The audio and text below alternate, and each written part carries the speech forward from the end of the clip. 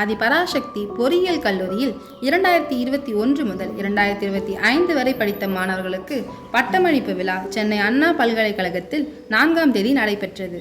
இதில் அண்ணா பல்கலைக்கழகத்தின் இணைப்பு கல்லூரியில் உள்ள துறைகளில் பயின்ற மாணவர்களில் எமது கல்லூரியை சேர்ந்த சிவில் துறை மாணவி எஸ். கலைவாணி மற்றும் மின்னணு மற்றும் தகவல் தொடர்பு பொறியியல் துறையை சார்ந்த ஸ்ரீ வைபவலட்சுமி ஆகிய மாணவிகள் பல்கலைக்கழக தேர்வுகளின் அடிப்படை முதல் மதிப்பெண் மற்றும் தங்கப்பதக்கத்தினை மேதகு தமிழக ஆளுநர் அவர்களிடமிருந்து பெற்றனர்.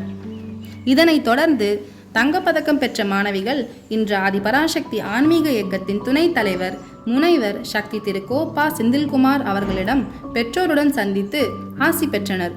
இவர்களுக்கு தலா 50,000 ரூபாய்க்கான காசோலையை வழங்கினார். பின்னர் கல்லூரியில் நடந்த பாராட்டு விழாவில் 2010ஆம் ஆண்டு தங்கப்பதக்கம் பெற்ற கல்லூரியின் முன்னாள் மாணவியும் இன்றைய சென்னை மாநகராட்சியின் உதவி நிர்வாக பொறியாளர் முனைவர் நிலவழகி அவர்கள் கலந்து கொண்டு மாணவிகளுக்கு பாராட்டி கௌரவித்தார்.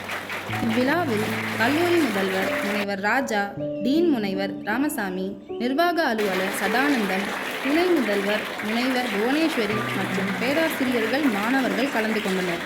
இறுதியில் பேராசிரியர் முனைவர் ராஜீவ்காந்தி நன்றியுரை கூறினார்.